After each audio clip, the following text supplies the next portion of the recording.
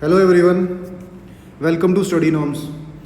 दोस्तों, ये है हमारे daily current affair from 29 to 30 June 2024। Okay, so जो सबसे पहला हमारा करंट अफेयर है that is about CBI and ED की जुरिस्डिक्शन। सीबीआई के फंक्शंस क्या हैं और सीबीआई की जुरिस्डिक्शन क्या है और ईडी की क्या फंक्शंस हैं और ईडी के क्या जुरिस्डिक्शन है। आई होप आपको पता होगा कि रिसेंटली हमारे जो दिल्ली के चीफ मिनिस्टर है अरविंद केजरीवाल, वो मनी लॉन्ड्रिंग के केस में वो अरेस्ट हैं। ठीक है, तो उनको राउज एवेन्यू कोर्ट ने बेल दे दी थी। तो उसके बाद ईडी ने, सीबीआई ने उनको अरेस्ट कर दिया। तो ये न्यूज़ आपको उस वजह से ये करंट अफेयर में है कि सीबीआई और ईडी के फंक्शंस क्या हैं और उनकी जुरिस्डिक्शन क्या है। ओके, सीबीआई सबसे पहले मैं बताता हूँ, सीबीआई इस्टेब्लिश हुई थी 1941 में। ओके, सीबीआई इस्टेब्लिश हुई थी 1941 में as a special police establishment. Okay, एक एक्ट लाया था 1941 में बाय द ब्रिटिश गवर्नमेंट, उसका नाम था स्पेशल पुलिस इस्टेब्लिशमेंट। अब ये स्पेशल पुलिस जो इस्टेब्लिशमेंट एक्ट था, इसका काम क्या था? ये वर्ल्ड वॉर 2 के टाइम लाया था। क्यों? टू इन्वेस्टिगेट केसेस, ठीक है, करप्शन के और ब्राइबरी के केसेस जो वॉर और सप्लाई जो डिपार्टमेंट था उस टाइम, ठीक है, उस पर एलिगेशन थे कि इन्होंने करप्शन की है, ठीक है, और ब्राइबरी वगैरह की है इन द वर्ल्ड वॉर 2। तो उन सब केसेस को इन्वेस्टिगेट करने के लिए जो हमारी ब्रिटिश गवर्नमेंट थी, उन्होंने एक एक्ट लाया जिसका नाम था स्पेशल पुलिस इस्टेब्लिशमेंट। ओके, तो उसका काम था कि जो केसेस थे करप्शन और ब्राइबरी के ड्यूरिंग द वॉर, तो वो उनको इन्वेस्टिगेट करने थे। ठीक है, तो 1941 में फर्स्ट टाइम सीबीआई का, उस टाइम उसका नाम सीबीआई नहीं था, ठीक है, 1941 में उसका डायरेक्टली नाम था स्पेशल पुलिस इस्टेब्लिशमेंट। ठीक है, फिर 1946 में, ठीक है, इस 1946 में इसको फिर से Delhi police special establishment act लाया गया। ठीक है, 1946 में इसका नाम चेंज कर नया एक्ट लाया जिसका नाम था Delhi special police establishment act. ठीक है, फिर इसका काम क्या था? इसका काम था ये crime, it investigates crimes including corruption, economic offences. ठीक है, इकोनॉमिक ऑफेंसेस यानी अगर कोई भी इकोनॉमिक ऑफेंस, यानी अगर आप मनी लॉन्ड्रिंग करते हो, अपनी ब्लैक मनी को फॉरेन भेजते हो, फॉरेन से यहाँ इंडिया में लाते हो, ठीक है, आप फेक करेंसीज में डील करते हो, फेक करेंसीज वगैरह में डील करते हो, तो वो हो गए आपके इकोनॉमिक ऑफेंसेस। तो करप्शन, इकोनॉमिक ऑफेंसेस वाले क्राइम्स, इसका काम था स्पेशल पुलिस इस्टेब्लिशमेंट का डील करना। ठीक है, बिकॉज उस टाइम तक ईडी नहीं थी, इन्फोर्समेंट डायरेक्टेड नहीं थी। ठीक है, इनिशियली क्या था? इनिशियली इसकी जुरिस्डिक्शन वो लिमिटेड थी दिल्ली तक। ठीक है, इसकी दिल्ली तक ही, दिल्ली के जो केसेस होंगे वही वो ये इन्वेस्टिगेट करेगी। बट जब दिल्ली स्पेशल पुलिस इस्टेब्लिशमेंट ने फिर 1963 में अराउंड उसने क्या किया कि 1963 में, ठीक है, 1963 में इसका नाम बदलकर स्पेशल पुलिस इस्टेब्लिशमेंट से इसका नाम रख दिया गया सीबीआई। ठीक है, पहले इसकी जो जुरिस्डिक्शन थी वो दिल्ली तक सीमित थी। फिर इसको with the consent of central government ने क्या किया कि इसकी जुरिस्डिक्शन ऑल ओवर इंडिया है, बट उसमें कंसेंट यानी उसमें सहमति लेनी पड़ेगी स्टेट की। अगर कोई स्टेट चाहती है कि हमारी स्टेट में सीबीआई कोई भी ऑफेंस को, किसी भी क्राइम को इन्वेस्टिगेट करे, तो उसमें जो कंसर्न्ड जो स्टेट गवर्नमेंट होगी उसको उसकी कंसेंट, सहमति लेनी पड़ेगी। ठीक है, तो ये हो गया हमारा सीबीआई। ठीक है, आपको पता होना चाहिए कि सीबीआई किसी भी स्टेट में डायरेक्टली जाकर कोई भी केस इन्वेस्टिगेट नहीं कर सकती, उसको स्टेट गवर्नमेंट से कंसेंट लेना पड़ता है। ये जो सीबीआई है ये आती है under the ministry of personal. Okay, ministry of personal के अंडर जो पीएमओ है, ठीक है, प्राइम मिनिस्टर ऑफिस के under he ministry of personal होती है। पब्लिक ग्रीवेंस एंड पेंशंस वाली जो मिनिस्ट्री, उसके अंडर आती है सीबीआई। नेक्स्ट जो हमारी जो एजेंसी है that is ED, which is जो फॉर्म हुई थी 1956 में, जिसका फुल फॉर्म है इन्फोर्समेंट डायरेक्टरेट। ठीक है, इन्फोर्समेंट डायरेक्टरेट होती क्या है? इन्फोर्समेंट डायरेक्टरेट, इसका काम है इन्फोर्स करवाना कौन से लॉज? Economic laws. ठीक है, ये किसके अंडर आती है? सबसे पहले it comes under the ministry of finance. ठीक है, डिपार्टमेंट ऑफ रेवेन्यू, ईडी जो होती है वो department of revenue department of revenue which is under ministry of finance, ठीक है। ये मिनिस्ट्री ऑफ फाइनेंस के अंडर आती है। आपको फाइनेंस, आपको पता है मिनिस्ट्री ऑफ फाइनेंस क्या करती है, वो इकोनॉमी में डील करती है, ठीक है, मनी वगैरह में डील करती है।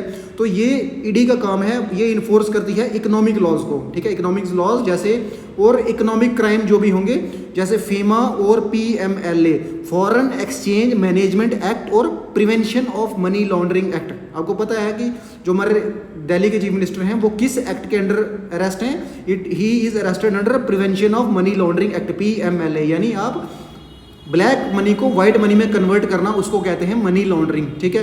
तो फेमा हो गया फॉरेन एक्सचेंज, यानी फॉरेन एक्सचेंज जो मनी होती है फॉरेन करेंसीज को, उसमें कुछ आप मैनिपुलेशन, उसमें आप कुछ क्राइम करते हो तो उसको कहते हैं फॉरेन एक्सचेंज मैनेजमेंट एक्ट। उसके अंडर आप कोई भी क्राइम करते हो तो आपको ट्राई किया जाएगा, आपको अंडर द ईडी आपको इन्वेस्टिगेशन आपकी करेगी, ठीक है। दूसरी चीज ज्यूरिसडिक्शन, आपको मैंने बताया कि CBI requires consent from the state government, ठीक है, स्टेट गवर्नमेंट से कंसेंट चाहिए अगर आपको उनको सीबीआई को कोई भी इन्वेस्टिगेट करना है case with in the state boundaries, ठीक है। दिल्ली में तो वो कर सकती है, बट स्टेट में अगर करना है तो उसको कंसेंट चाहिए स्टेट का। बट ईडी का जो ज्यूरिसडिक्शन है वो पूरा सेंट्रलाइज्ड है, ठीक है। ईडी को ऐसा स्टेट गवर्नमेंट की कोई कंसेंट की जरूरत नहीं होती, ठीक है। ईडी को ऐसी स्टेट गवर्नमेंट की उसकी ज्यूरिसडिक्शन वगैरह कुछ नहीं है, उसकी ज्यूरिसडिक्शन ऑल ओवर इंडिया है, ठीक है। तो ये था आपके लिए करंट, इंपॉर्टेंट है आपके लिए। आपको डिफरेंसेस में पूछ सकते हैं कि what is the difference between CBI and ED, ठीक है। ये इनके लोगोज हैं, CBI central bureau of investigation, उनका इंडस्ट्री, इम्पार्शियलिटी, इंटीग्रिटी, ये आपके सामने इसके लोगोज हैं, इन्फोर्समेंट डायरेक्टरेट सीबीआई के। नेक्स्ट जो हमारा important current affair is that is NASA SpaceX launch NOAA latest weather satellite. I hope आपको पता होगा नासा यूएसए की स्पेस एजेंसी है और स्पेसएक्स एक प्राइवेट एजेंसी है, स्पेस में जो मिशंस लॉन्च करती है, ठीक है, सैटेलाइट्स वगैरह लॉन्च करती है, ओन्ड बाय द कौन ओन करता है इसको, इलॉन मस्क इसको ओन करता है, ठीक है। नोवा एक, अब ये है नोवा, ठीक है। नोवा क्या है, नोवा एक साइंटिफिक एजेंसी है, ठीक है, एक साइंटिफिक एजेंसी है विद इन यूएसए, ठीक है, national oceanic and atmospheric administration, ठीक है। इसका फुल फॉर्म है national oceanic and atmospheric administration. ये एक स्पेसिफिक एजेंसी है यूएसए, जो डिपार्टमेंट ऑफ कॉमर्स है यूएसए के अंडर, ठीक है। इसका क्या काम है, ये क्या करती है, इसने रिसेंटली क्या किया है, नासा और स्पेसएक्स ने मिलकर एक वेदर सैटेलाइट लॉन्च की है, ठीक है। नासा ने लॉन्च किया है GOES-U यानी जियो स्टेशनरी ऑपरेशनल इन्वायरमेंटल सैटेलाइट, जो फाइनल इन ए सीरीज एक नोवा। अब नोवा का काम क्या है, नेशनल ओशनिक एटमॉस्फेरिक एडमिनिस्ट्रेशन के अंडर इसका काम है टू अंडरस्टैंड, ठीक है, समझना और प्रिडिक्ट करना चेंजेस इन क्लाइमेट चेंज, ठीक है। आपको पता है कि क्लाइमेट चेंज का काफ़ी इशू चल रहा है हमारे यहाँ पर, ठीक है, गर्मी बढ़ रही है, ठीक है, वेदर को प्रिडिक्ट करना डिफिकल्ट हो गया है और हीट वेव्स हो रही हैं, ठीक है, कभी भी कुछ भी स्टॉर्म आ जाता है, साइक्लोन आ रहे हैं, तो काफ़ी ज़्यादा वेदर को प्रेडिक्शन डिफिकल्ट हो गया है, क्लाइमेट चेंज की वजह से बड़ी प्रॉब्लम हो रही है। तो नोवा का काम क्या है, इसने नेशनल ओशनिक और एटमॉस्फेरिक एडमिनिस्ट्रेशन, इसने ओशंस और एटमॉस्फेयर को रीड करना है, ठीक है, इसने अंडरस्टैंड करना है, प्रिडिक्ट करना है कि क्लाइमेट में चेंजेस क्या क्या चेंजेस हो रही हैं, वेदर में क्या चेंजेस हो रही है, ओशन में क्या चेंजेस हो रही हैं, ठीक है, कोस्ट में क्या चेंजेस हो रही हैं। तो ये इसका काम है, ठीक है। इसने एटमॉस्फेयर जो क्लाइमेट चेंज है उसके साथ डील करना है। ये इंपॉर्टेंट है आपके लिए कि कौन सी सैटेलाइट ऐसी है जो यूएसए ने लॉन्च की है, जो नेशनल ये इसमें डील करती है क्लाइमेट चेंज पे। तो जो स्पेसएक्स का एक लॉन्च व्हीकल है जिसका नाम फैल्कन है, ठीक है, स्पेसएक्स का फैल्कन, तो नेडी स्पेस सेंटर से, JF नेडी स्पेस सेंटर से ये जो सैटेलाइट है GOES-U जियो stationery operational environmental satellite launch की है, ठीक है। अब जो GOES-U जो सैटेलाइट है वो क्या करेगी, वो प्रोवाइड करेगी कंटिन्यूसली वेदर और environmental monitoring across western hemisphere. आपको पता है कि हमारी जो अर्थ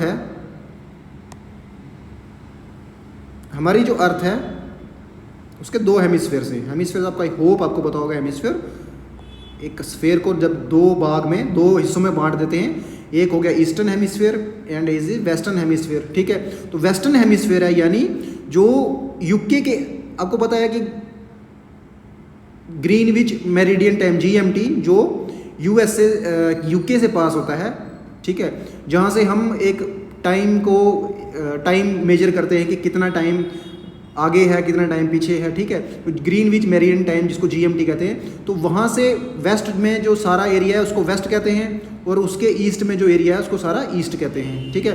तो ये जो वेस्टर्न हेमिस्फीयर है, ठीक है, यूके के आगे वाले जो एरिया है वेस्ट की तरफ, यूएसए वाली तरफ, कनाडा वगैरह और साउथ अमेरिका वगैरह, उस सब एरिया में क्या करना है, इसने क्या करना है, इसने रीड करना है, क्या करना है, इसने मॉनिटर करना है वेस्टर्न हेमिस्फीयर और enhance space weather prediction, weather और इन्वायरमेंटल मॉनिटर करना है अक्रॉस वेस्टर्न हेमिस्फीयर, और स्पेस वेदर यानी स्पेस में जो स्पेस की जो वेदर है उसको प्रिडिक्ट करना है। और ठीक है, तो उसमें एक इंस्ट्रूमेंट है जिसका नाम है क्रोनोग्राफ। क्रोनोग्राफ आपको पता है कि इसने क्या प्रिडिक्ट करना है, इसने जो सन है, सन आपको पता है कि सोलर फ्लेयर्स वगैरह, सोलर स्टॉर्म्स वगैरह छोड़ता रहता है, ठीक है, तो उनको प्रिडिक्ट करना है कि वो अर्थ की तरफ ना आ जाएं, जिससे काफ़ी प्रॉब्लम्स होती है अर्थ पर, तो वो सब प्रेडिक्शन इसने करनी है। GOES आपको डायरेक्टली अगर क्वेश्चन पूछे, ठीक है, अगर आपको पूछा जा सकता है GOES recently launched by a space agency, तो वो किस स्पेस एजेंसी ने लॉन्च की या क्या सैटेलाइट ये है, तो ये आपके लिए इंपॉर्टेंट है, ठीक है। थोड़ा डिफिकल्ट हो सकता है आपके लिए कि लगेगा कि ये डिफिकल्ट है, बट ये डिफिकल्ट नहीं है। आपको पता है कि थोड़ा सा कुछ चीज़ें, साइंस की कुछ चीज़ें थोड़ी सी डिफिकल्ट होती हैं, तो आप ये डिफिकल्ट नहीं है, थोड़ा सा ट्राई करो, समझ आ जाएगी चीज़ें, ठीक है। नेक्स्ट जो हमारा इंपॉर्टेंट करंट अफेयर है वो है जियो portal for rural land records and disaster management launch, ठीक है। जियो means earth and portal means something just like websites, ठीक है।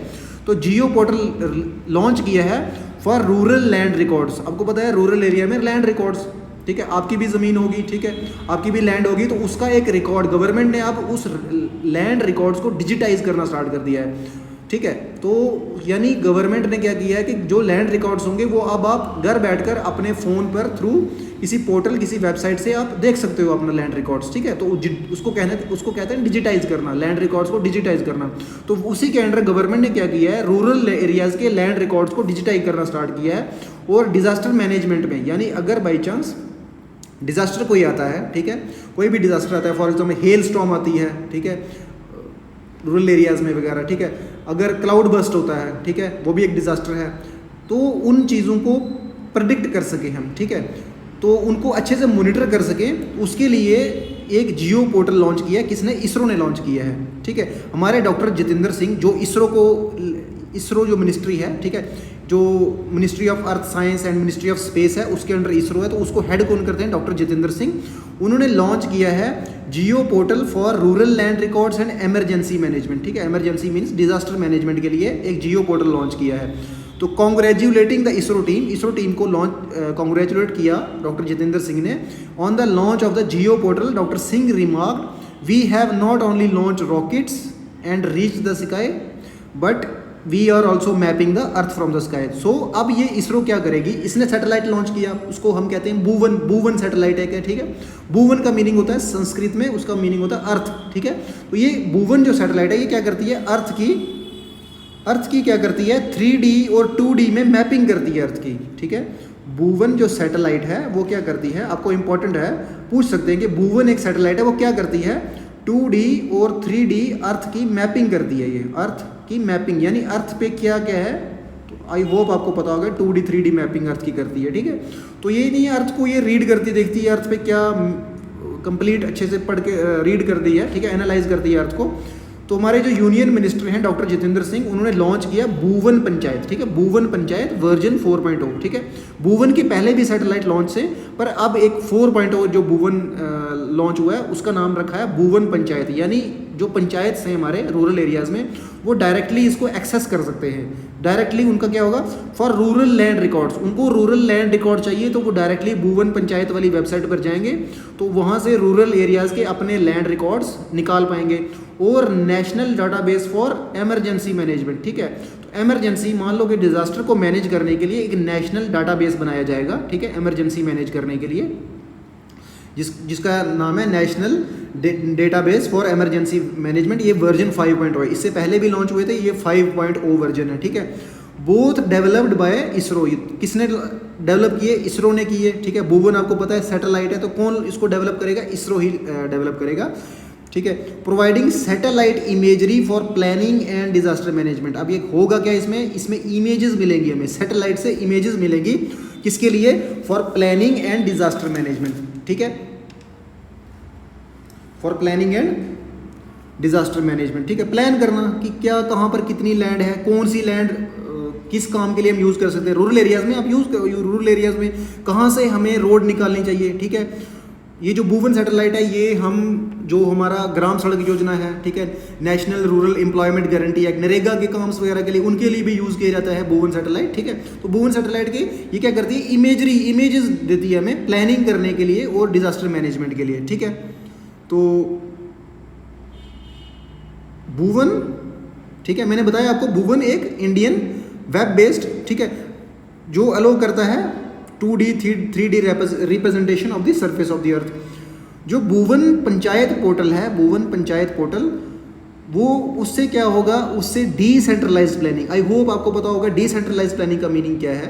एक होता है सेंट्रलाइज्ड प्लानिंग, एक होता है डिसेंट्रलाइज्ड प्लानिंग। यानी अगर आपको सेंट्रल गवर्नमेंट डायरेक्टली वहाँ से प्लान्स बनाकर आपकी पंचायत की तरफ भेजे कि ये प्लान्स इंप्लीमेंट कर दो, उसको कहेंगे सेंट्रलाइज्ड प्लानिंग। एक होती है डिसेंट्रलाइज्ड प्लानिंग, यानी अगर आपकी पंचायत, ठीक है, ग्रास रूट लेवल पर पंचायत आपकी प्लान्स बनाए, हमें ये नीड है, और वो भेजे किसको, बीडीओ को भेजेगी, बीडीओ आगे डीसी को भेजेगा, डीसी स्टेट गवर्नमेंट को, स्टेट गवर्नमेंट सेंट्रल गवर्नमेंट को, तो उसको कहते हैं डिसेंट्रलाइज्ड प्लानिंग। तो भुवन पंचायत पोर्टल से जो डिसेंट्रलाइज्ड प्लानिंग है वो इजी हो जाएगी, ठीक है। हमें पता है कि हमारी ये लैंड रिकॉर्ड है, ये है लैंड्स हमारी, तो हम क्या क्या यहाँ डेवलप कर सकते हैं, ठीक है। आपके जो पंचायत होंगे उनको पता होगा कि ये लैंड किसकी है, ये लैंड किसकी है। ये लैंड अगर सरकारी है तो यहाँ हम एक स्टेडियम बना सकते हैं, हम कुछ हॉस्पिटल बना सकते हैं, हम यहाँ पर स्कूल बना सकते हैं। तो वो उस चीज़ में एक डेवलपमेंट, एक विलेज की डेवलपमेंट के लिए ये भुवन जो पंचायत पोर्टल लॉन्च किए, ये काफ़ी अच्छा साबित होगा, ठीक है। नेशनल डिजास्टर मैनेजमेंट इमरजेंसी जो मैनेजमेंट वर्जन 5.0 है, ये क्या करेगा, it will provide space based input for natural disaster risk reduction, ठीक है। तो सो दैट हम डिजास्टर कम कर सकें। तो ये जो हमारा नेशनल डिजास्टर इमरजेंसी मैनेजमेंट जो सैटेलाइट है हमारी, इससे हमें स्पेस से हमें डाटा मिलेगा ताकि हम नेचुरल जो डिजास्टर हैं उनको कम कर सके, ठीक है। आई होप आपको ये चीज़ समझ आई होगी।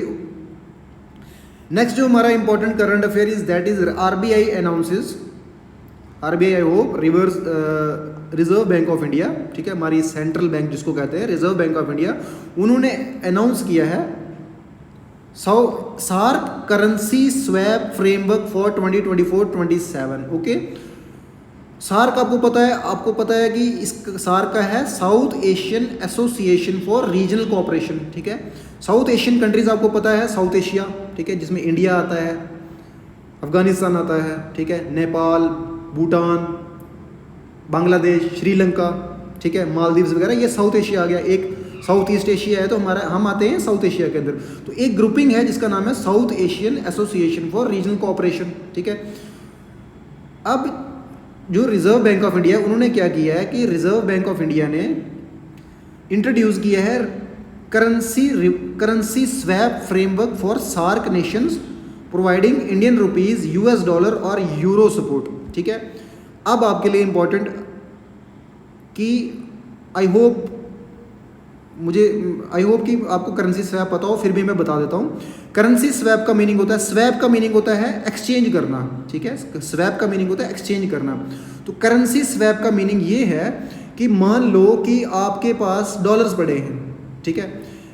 डॉलर्स तो चलो सबके पास होते हैं, डॉलर्स में तो डॉलर एक इंटरनेशनल करेंसी है। मान लो आपके पास रशियन जो करेंसी है वो पड़ी है, ठीक है। आपको चाहिए ऑयल चाहिए, ठीक है। आप ऑयल खरीदते हो किससे, ईरान से। आप क्या करोगे, आप ईरान को बोलोगे ऐसा करते हैं कि मैं आपको डॉलर में पे नहीं करता, मैं आपको रशियन करेंसी दे देता हूँ, ठीक है। आप रशियन करेंसी उसको दे देते हो, आप उससे ऑयल ले लेते हो। रशियन, वो जो ईरान होगा, ईरान वो रशियन करेंसी ले लेगा और वो रशिया से कुछ इंपोर्ट कर लेगा, ठीक है। मान लो कि आपको, अब ये जो आरबीआई ने जो करेंसी स्वैप एग्रीमेंट लाया है, इसका मेन रीज़न क्या है, इस जो फैसिलिटी लाई है, इस फैसिलिटी से होगा क्या कि अगर मान लो शॉर्ट टर्म लिक्विडिटी असिस्टेंस, आपको पता है कि बैलेंस ऑफ पेमेंट क्राइसिस होता है जिसमें हमारे पास, यानी आपको पता है हम इंपोर्ट और एक्सपोर्ट करते हैं अपनी चीज़ें, ठीक है। कुछ चीज़ें हम अपनी बाहर भेजते हैं कंट्री से, उसको एक्सपोर्ट कहते हैं, और इम्पोर्ट करते हैं कुछ चीज़ें। बैलेंस ऑफ पेमेंट का मीनिंग है कि जो इम्पोर्ट एक्सपोर्ट में हमारी कितनी पेमेंट रहती है फॉरेनर्स को, जो भी बैलेंस उसका क्या है। अगर बाई चांस वो क्राइसिस हो जाए, यानी हमारे पास फॉरेन जो डॉलर्स हैं, ठीक है, आपको पता है कि इंटरनेशनल पेमेंट जितनी डॉलर्स में होती हैं, अगर हमारे पास डॉलर्स कम हो गए, तो जैसे हमारा 1991 में हुआ था बैलेंस ऑफ पेमेंट क्राइसिस, तो बैलेंस ऑफ पेमेंट क्राइसिस अगर हो जाए तो हमें डॉलर्स की ज़रूरत पड़ेगी, फिर हमें जाना पड़ेगा IMF, ठीक है, या वर्ल्ड बैंक के पास जाना पड़ेगा पैसे लेने के लिए। तो हम क्या करेंगे, RBI ने क्या बोला, RBI ने इन छोटी छोटी कंट्रीज से बोला, हमारी जो साउथ एशियन कंट्रीज हैं इनसे बोला, अगर आपको बैलेंस ऑफ पेमेंट क्राइसिस होता है, जैसे पाकिस्तान को चल रहा है इस time balance of payment crisis, ठीक है, अगर आप में से किसी को बैलेंस ऑफ पेमेंट क्राइसिस होता है तो आप हमारे पास आ सकते हो, ठीक है, हम आपको डॉलर्स देंगे, ठीक है। सो दैट ये है शॉर्ट टर्म लिक्विडिटी असिस्टेंस, यानी शॉर्ट टर्म के लिए आप 14-15 डेज आपको IMF के पास जाने की ज़रूरत नहीं है। आपको पता है श्रीलंका में भी बैलेंस ऑफ पेमेंट क्राइसिस हो गया था, उनके पास पैसे डॉलर्स खत्म हो गए थे, फॉरेन एक्सचेंज टोटल खत्म हो गया था, तो फिर उन्होंने IMF के पास गए, IMF ने नहीं दिया, वर्ल्ड बैंक ने उनको लोन नहीं दिया, तो इंडिया ने उनकी हेल्प की थी। तो इन कंट्रीज़ के लिए, साउथ एशियन छोटी कंट्रीज़ के लिए RBI ने ये स्कीम लाई कि अगर आपको पैसों की ज़रूरत होगी तो हम आपको शॉर्ट टर्म के लिए ये करेंसी स्वैप एग्रीमेंट कर देंगे, ठीक है, हम आपको डॉलर्स की ज़रूरत है, हम आपको डॉलर दे देंगे, आपके पास अगर और कोई करेंसी पड़ी है, ठीक है, आपके पास मान लो रशियन, आपके पास चाइनीज़, ठीक है, चाइनीज़ करेंसी पड़ी है, आप हमें चाइनीज़ करेंसी दे दो, हम आपको डॉलर्स दे देंगे, तो उसको कहते हैं करेंसी स्वैप, ठीक है। उसने हमें दूसरी करेंसी दे दी, हमने उसको दूसरी करेंसी दे दी जो उसको रिक्वायर्ड थी, ठीक है, तो उससे उसकी हेल्प हो जाएगी, तो उसको कहते हैं करेंसी स्वैप एग्रीमेंट, ठीक है। तो RBI ने सार्क कंट्रीज़ के लिए एक शॉर्ट टर्म लिक्विडिटी असिस्टेंस लाई, और सो दैट जब वो साइन करें, बट ऐसे नहीं कि वो पहले एग्रीमेंट साइन किया जाएगा फिर उसके बाद ये करेंसी स्वैप एग्रीमेंट होगा। ये आपके लिए करंट अफेयर ये था। अब दूसरी चीज़ आपको क्वेश्चन इसके बेसिस पर लिंक्ड क्वेश्चन, ठीक है, इससे लिंक्ड क्वेश्चन आ सकता है, who all are the member of the SAARC के मेंबर कौन कौन से हैं, तो आपको पता होना चाहिए। सबसे पहले वेस्ट से स्टार्ट करते हैं, अफगानिस्तान, ठीक है, फिर हमारे ईस्ट पर बांग्लादेश, ठीक है, नेपाल के ईस्ट पर भूटान, ठीक है, then India, then Maldives, then Nepal, Pakistan and Sri Lanka. तो आपको पता होना चाहिए ये सब सार्क के मेंबर्स, ठीक है। सार्क का हेडक्वार्टर कहाँ पर है, वो कहाँ पर है, it is in Kathmandu which is in Nepal, ठीक है। नेक्स्ट जो हमारा current affair is that is glacial lake outburst flood. I hope आपको पता होगा what is glacial lake. Glaciers तो आपको पता होंगे, ठीक है, ये हो गए हमारे ग्लेशियर्स, ठीक है। ग्लेशियर्स यानी फ्रोजन आइस, ठीक है, जो परमानेंट काफ़ी टाइम से फ्रोजन रहती है। ग्लेशियर्स आपको पता है इंडिया के अंदर सियाचिन ग्लेशियर्स है, ठीक है, गंगोत्री ग्लेशियर है, ठीक है। तो जो ग्लेशियर होता है ये है ग्लेशियल लेक आउटबर्स्ट फ्लड। आपको पता है कि ग्लेशियर है, ग्लेशियर जब वो मेल्ट होता रहता है, ठीक है, समर्स में ग्लेशियर मेल्ट होते हैं, स्नो मेल्ट होगी, वहाँ पर आगे एक बन जाएगी लेक, ठीक है, ये लेक बन गई। अब लेक के यहाँ पर क्या होता है कि यहाँ पर मान लो बड़े बड़े बाउल्डर्स हैं, ठीक है, मतलब डैम जैसा बना हुआ है, बाउल्डर्स इकट्ठे हो जाते हैं, डैम बन जाता है, ठीक है। ये डैम बन गया नॉर्मल टाइम पर, विंटर्स में मान लो ऐसे डैम बना हुआ है, ठीक है। अब क्या हुआ, ड्यू टू सम रीज़न, देखो जैसे आइस और रॉक एवलांचेस, अर्थक्वेक या रैपिड स्नो मेल्ट की वजह से, ठीक है, एकदम से स्नो मेल्ट, बहुत ज़्यादा स्नो मेल्ट, बहुत ज़्यादा गर्मी होगी, बहुत ज़्यादा स्नो मेल्ट हुआ, या यहाँ से कोई बाउल्डर बड़ा सारा एक पहाड़ गिरकर यहाँ इसमें आ जाता है, ठीक है, अर्थक्वेक आ जाता है, उसकी वजह से क्या होगा, ये जो आगे डैम होगा, ठीक है, ये वाला डैम टूट जाएगा, ठीक है, ये वाला डैम टूट जाएगा। जब ये टूटेगा तो ये डैम टूटेगा तो आपको पता है इसके अंदर कितना millions of gallons of water होगा, ठीक है, वो एकदम से बाहर निकलेगा। जब ये एकदम से बाहर निकलेगा तो फिर क्या करेगा, वो फ्लड्स करेगा, उसको कहते हैं glacial lake outburst flood. Recently पिछले ही साल आपने हिमाचल के अंदर, उत्तराखंड के अंदर आपने ग्लेशियल लेक आउटबर्स्ट फ्लड देखा था, जिसमें काफ़ी ज़्यादा नुकसान हुआ था। तो डेफिनेशन इसकी क्या है, इसकी डेफिनेशन है sudden release of water from the glacial lake, ठीक है, sudden release of water from the glacial lake is glacier lake outburst flood. Causes मैंने आपको बताई, आइस, रॉक एवलांच, अर्थक्वेक या रैपिड स्नोमेल्ट। इम्पैक्ट क्या होगा इसका, इससे होगा कैटास्ट्रॉफिक फ्लडिंग डाउनस्ट्रीम, नीचे जहाँ मतलब जहाँ तक इसको जाना है तो उस वहाँ तक फ्लडिंग होगी कैटास्ट्रॉफिक, बहुत ज़्यादा खतरनाक, ठीक है। रिस्क एरियाज कौन से हैं, कॉमन माउंटेन्स में ये बहुत ज़्यादा होता है, माउंटेनियस रीजन लाइक हिमालयाज़ के अंदर बहुत ज़्यादा होता है। तो ये काफ़ी अच्छा करंट अफेयर आपको पूछा जा सकता है डायरेक्टली कि what is glacier lake outburst flood.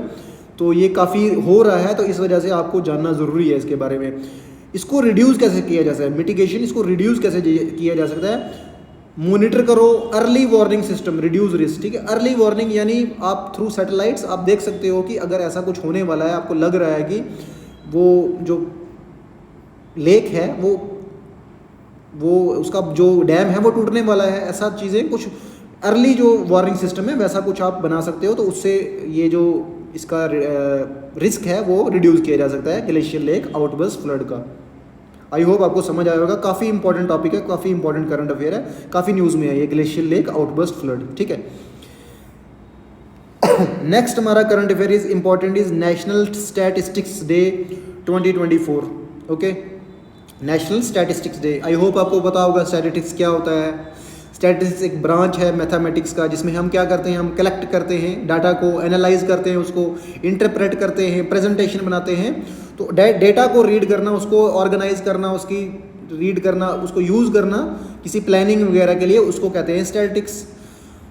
आपको पता है कि पीसी महालनोबिस एक स्टैटिस्टिशियन थे, ठीक है। उन्होंने नेशनल स्टैटिस्टिक्स जो इंस्टीट्यूट है हमारा वो भी फाउंड किया था, ठीक है, founder of Indian statistical institute, ठीक है। जो हमारा नेशनल स्टैटिस्टिक्स डे है वो सेलिब्रेट किया जाता है एनुअली ऑन 29 जून, ठीक है, marking the birth anniversary of PC Mahalanobis, ठीक है, who is also known as father of modern statistics in India, ठीक है। जो 2024 की थीम थी वो थी use of data for decision making. तो 2024 की थीम कि स्टैटिस्टिक्स का जो डेटा है उसको यूज़ करो फॉर डिसीजन मेकिंग, ठीक है।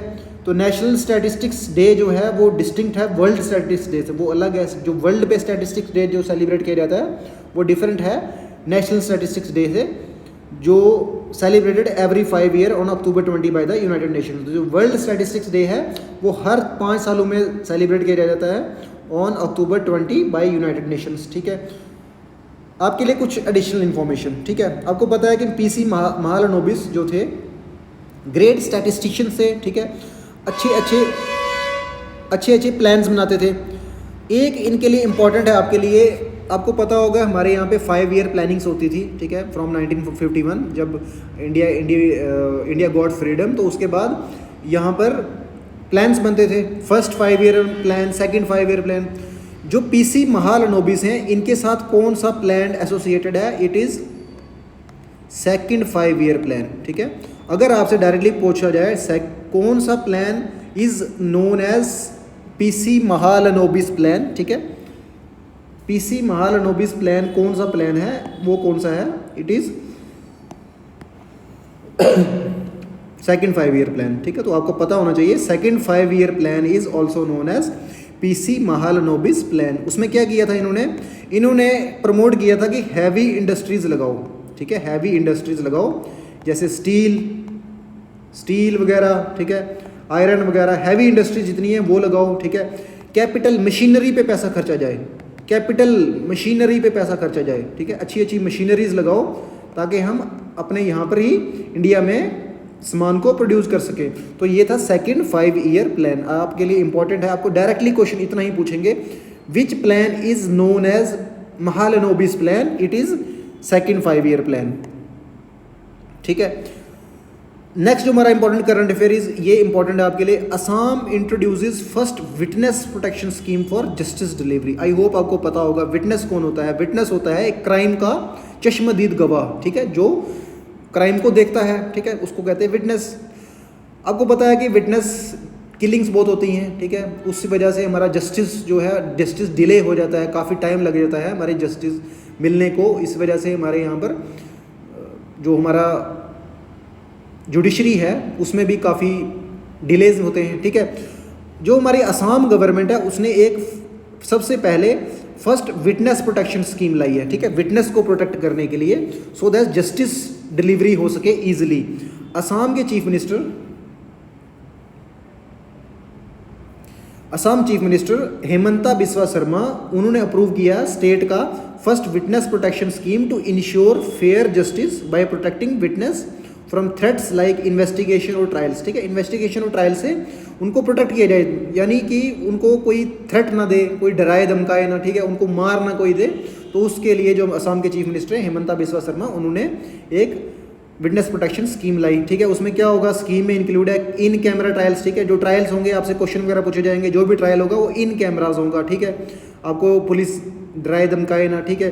सिक्योरिटी डिवाइसेस लगाई, विटनेस होम्स घर के होम पर सिक्योरिटी डिवाइसेस लगाई जाना, ठीक है, उसको क्लोज प्रोटेक्शन देना पुलिस की, टेम्परेरी रीलोकेशन, उसको रीलोकेट कर दो ऐसी जगह, सेफ जगह किसी जगह रीलोकेट कर दो, और गवर्नमेंट की व्हीकल प्रोवाइड करनी ड्यूरिंग हियरिंग डेट्स। तो ये है असम का first protection scheme for justice delivery.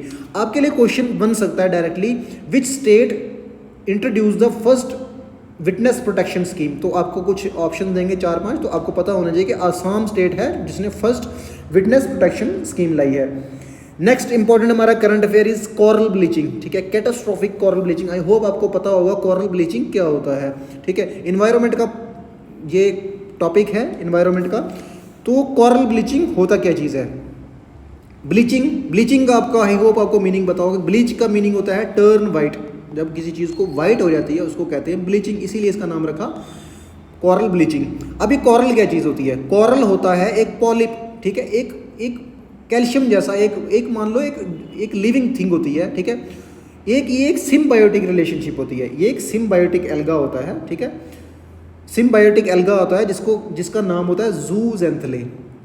Important है आपके लिए, ठीक है, ज़ूज़ैंथले।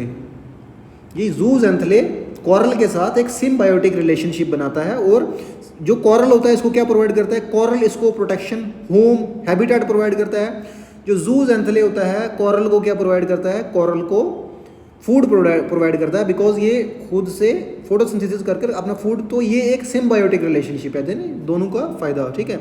तो अक्कर्स व्हेन कोरल क्या करता है, जब ये कोरल ब्लीचिंग तब होती है जब कोरल क्या करता है, एक्सपेल करता है, बाहर निकाल देता है, किसको? एल्गा को, ज़ूज़ैंथले को बाहर निकाल देता है अपने टिश्यू से, कॉजिंग द, फिर जब वो ज़ूज़ैंथला बाहर निकल जाएगा तो वो जो कोरल होगा, आपको पता है कि वो कैल्शियम कार्बोनेट से बना होता है, तो वो वाइट हो जाता है, ठीक है, उसको कहते हैं कोरल ब्लीचिंग।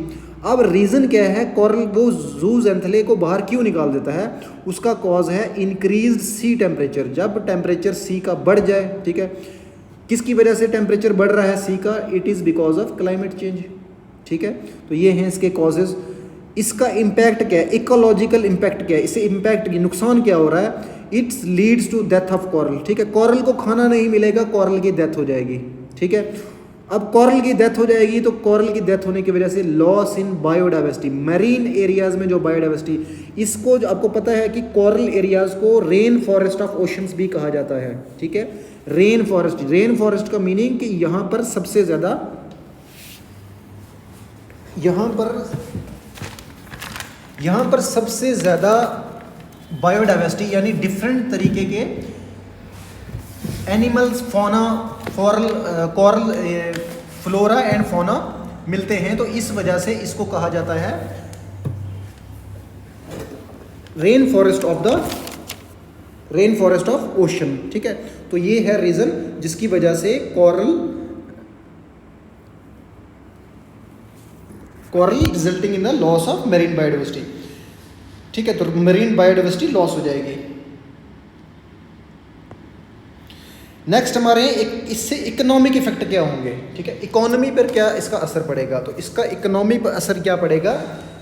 आपको पता है कि जो ग्रेट बैरियर रीफ है ऑस्ट्रेलिया के नॉर्थ ईस्ट पर, उधर बहुत ज़्यादा टूरिज्म जाता है उसको देखने के लिए, कॉरल्स को, मतलब काफ़ी ये ब्यूटीफुल होते हैं, बिकॉज कोरल का जो कलर होता है it is because of the alga, जिस एल्गा के साथ वो सिम्बायोटिक रिलेशन बनाएगा तो उसी के साथ उसका कलर होता है, ठीक है।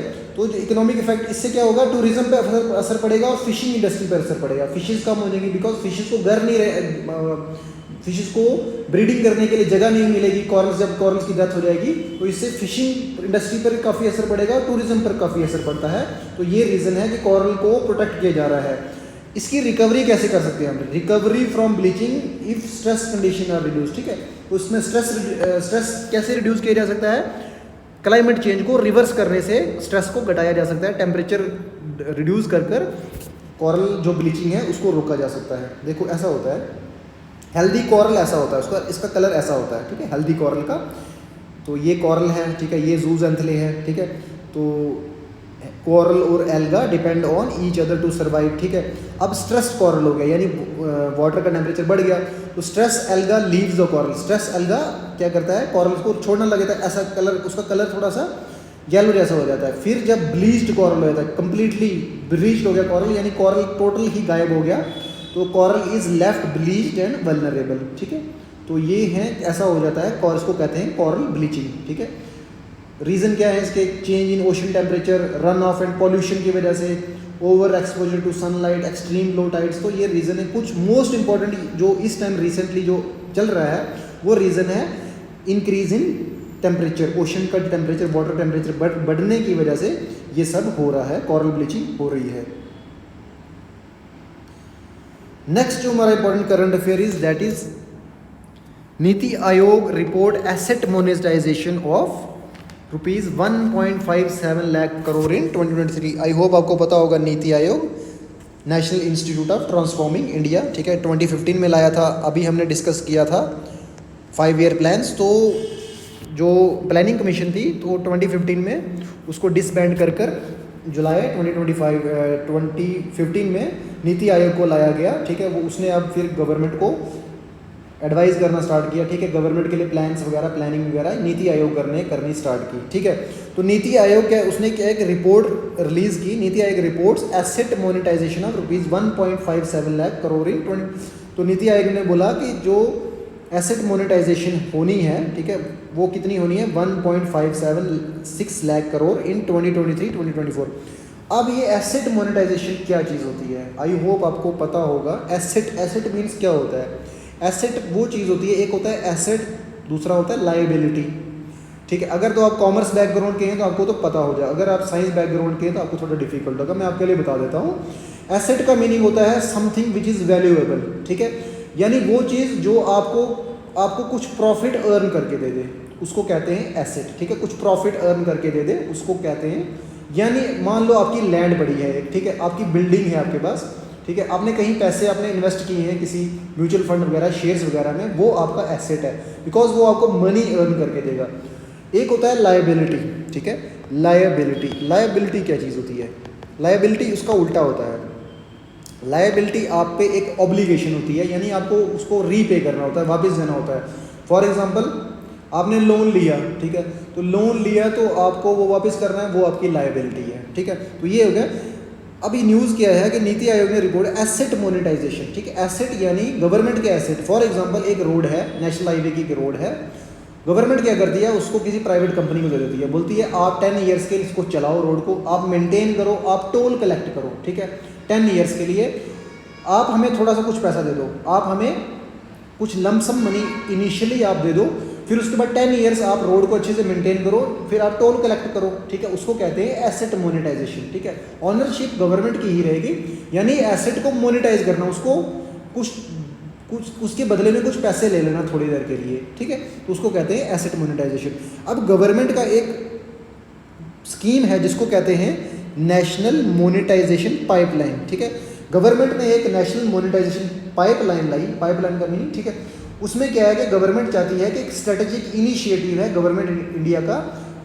करना क्या है इसमें कि जो भी हमारी पब्लिक सेक्टर में जो भी एसेट पड़े हुए हैं, जैसे रोड, रेलवे स्टेशन, ट्रेन, ठीक है, ट्रेन ऑपरेशन, ठीक है, एयरपोर्ट्स वगैरह, पोर्ट्स वगैरह, गैस पाइपलाइन, स्पोर्ट्स के स्टेडियम, उनको गवर्नमेंट रेंट पर दे देगी, ठीक है, ताकि उनको रेंट पर दे के प्राइवेट सेक्टर को गवर्नमेंट उनसे कुछ पैसे ले लेगी, ठीक है।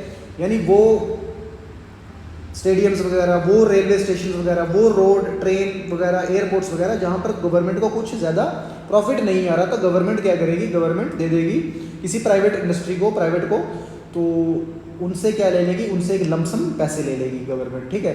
तो गवर्नमेंट बोलेगी चलो ठीक है आप हमें इतने पैसे दे दो, तो आप बाद में आप कलेक्ट कर लो, ठीक है। जो इसके कंज्यूमर्स होंगे, ठीक है, जो इनको यूज़ करेंगे इन एसेट्स को, आप उनसे ले लेना, ठीक है। तो उसको अब इसके अंडर गवर्नमेंट का क्या है, गवर्नमेंट चाहती है कि हम नेशनल मोनेटाइजेशन पाइपलाइन के अंडर हमें 6 लाख करोड़ रुपीस इकट्ठे करने हैं फ्रॉम 2021-22 से 2024-25 तक, कि 6 लाख करोड़ रुपए हमें इकट्ठा करना है इतने टाइम पर, ठीक है। तो बट हुआ क्या है, विद क्यूमुलेटिव जो मोनेटाइजेशन फॉर 2021-2022 और 2022-23 स्टैंडिंग एट ₹2.30 लाख करोड़, ठीक है। जो नेशनल मोनेटाइजेशन पाइपलाइन है वो लॉन्च हुई थी 2020-2021 में, ठीक है। Total asset monetisation has reached इतना मोनेटाइजेशन 3 सालों में गवर्नमेंट ने 3.85 लाख रुपीस अर्न कर लिए हैं नेशनल मोनेटाइजेशन करने से, ठीक है, नेशनल मोनेटाइजेशन पाइपलाइन से। तो गवर्नमेंट का टारगेट था, ठीक है, गवर्नमेंट का टारगेट 2023-2024 के लिए था 1.8 लाख करोड़ रुपये का, ठीक है। बट जो गवर्नमेंट को वो मिला है वो सिर्फ 1.56 लाख करोड़ ही मिला है 2023-2024 के लिए, ठीक है। तो ये है आपके लिए इम्पॉर्टेंट, ठीक है। आपको पता होना चाहिए एसेट क्या होता है, लायबिलिटी क्या होता है, नेशनल मोनेटाइजेशन पाइपलाइन क्या है, ठीक है। उसके अंदर गवर्नमेंट ने जो भी अपने एसेट्स हैं, रोड्स, रेलवे स्टेशन, ट्रेन वगैरह, ठीक है, उन सबको गवर्नमेंट किसी प्राइवेट इंडस्ट्री को दे देना है। अब आई होप आपको पता होगा जो ड्यूरिंग कंपेनिंग फॉर इलेक्शन, ठीक है, जो अपोजिशन पार्टी थी वो एक इशू उठा रही थी कि जो आपने हमारे जितने भी एयरपोर्ट्स वगैरह हैं वो अडानी को आपने दे दिए हैं, तो वो अंडर किसके अंडर किया है, वो नेशनल मोनेटाइजेशन पाइपलाइन के अंडर ही किया है कि उसने गवर्नमेंट ने हमारी ने एयरपोर्ट एक प्राइवेट इंडस्ट्री को दे दिए, उनसे कुछ लमसम पैसे ले लिए और उसको ऑपरेट कौन करेगा, उन एयरपोर्ट्स को अडानी ग्रुप ही ऑपरेट करेगा। तो ये है वो आता है नेशनल मोनेटाइजेशन पाइपलाइंस, ठीक है। पोर्ट्स वगैरह दे दिए, कुछ रोड्स दे दिए, ठीक है। तो ये सब किसके अंडर आ रहा है, नेशनल मोनेटाइजेशन पाइपलाइन, ठीक है। आपके करंट अफेयर यहाँ तक कंप्लीट हुए। So based on this question हमारे MCQs, सबसे पहला जो हमारा MCQ है that is CBI versus ED function and jurisdiction. Question क्या है, when was the central bureau of investigation established, कब हुआ था, 1941, 1956, 1963 और 75, आपको आंसर पता है। Next is enforcement directorate primarily enforces which type of laws, ठीक है। ED कौन से लॉज को इन्फोर्स करती है, आई होप आपको पता होगा, criminal laws, economic laws, civil laws और इन्वायरमेंटल लॉज, इंपॉर्टेंट है आपके लिए, ठीक है। Next is what is the name of the latest weather satellite launched by NASA and SpaceX, I hope आपको पता होगा, GOES-T, GOES-U, GOES-V और GOES-W, you know the answer. Question is who launched the Geo portal for rural land records and emergency management? Who? Prime Minister Narendra Modi, Union Minister Dr. Jitendra Singh, ISRO Chairman और Home Minister Amit Shah. Next question is what currencies are included in the SARC currency swap framework announced by RBI for 2024 to 27? Indian rupees, US dollar or euro, Indian rupees, GBP or euro, Indian rupees, Japanese yen or US dollar, Indian rupees, Canadian dollar or US dollar, you know the answer. Next is glacial lake outburst flood. Okay, which of the following is a common cause of glacial lake outburst flood? कौन सी चीज़ से, ठीक है, कौन सा cause है glacial lake outburst flood का? Earthquake, heavy rainfall, volcanic eruption और drought, you know the answer. Next is national statistics day is in India is celebrated in honour of which statistician, ठीक है, CR राव, महालनोबिस, श्रीनिवास वरदान और doctor Kaprekar. Next is who approved Assam first witness protection scheme for justice delivery? Governor of Assam, chief minister Hemanta Biswa Sarma, chief justice of Assam और home minister of Assam, you know the answer. Next is what is a primary cause of coral bleaching? Coral bleaching का main important cause क्या है? Overfishing, increase sea temperature, pollution और acid rain, you know the answer. Okay, so आप attempt करें इन questions को, ठीक है। आप आंसर दे रहे हैं, कुछ बच्चे दे रहे हैं, कुछ नहीं दे रहे हैं, ठीक है। आप ट्राई करें, आपका रिवीजन होगी, ठीक है। इससे आपको पता चलेगा आपने कितना फोकस होकर, ठीक है, कितना फोकस होकर आपने करंट अफेयर को देखा, आपने लेक्चर देखा। सो आप कमेंट बॉक्स में अपने आंसर्स लिखें, आपसे आपकी ही रिवीजन होगी, ठीक है, आपकी ही रिवीजन होगी कि आपने कितनी इजीली, आपको पता चलेगा, आप एनालाइज कर पाओगे कि मैंने कितने ध्यान से अपने क्वेश्चंस, अपने जो करंट अफेयर है उनको देखा है। बिकॉज क्वेश्चंस यहीं से आने हैं, यही करंट अफेयर है, आप कहाँ से और कहीं से क्वेश्चन आने वाले नहीं है, ठीक है। मैं आपके लिए स्टैटिक भी साथ में कुछ चीज़ें ऐड कर रहा हूँ, ठीक है। मैं सिर्फ डायरेक्टली आपको सिर्फ करंट अफेयर ही नहीं बता रहा हूँ, ठीक है, जो करंट अफेयर के फैक्ट्स हैं वही नहीं बता रहा हूँ मैं आपको, उसके साथ एडिशनल इन्फॉर्मेशन जहाँ से क्वेश्चन बन सकते हैं, ठीक है, प्रोबेबल क्वेश्चंस बन सकते हैं, मैं वो भी आपके साथ डिस्कस कर रहा हूँ। सो आई होप आप इसको यूटिलाइज करें, ठीक है, अपने यूज़ के लिए अच्छे, ठीक है, इससे आपको बेनिफिट हो। तो so thank you so much, take care and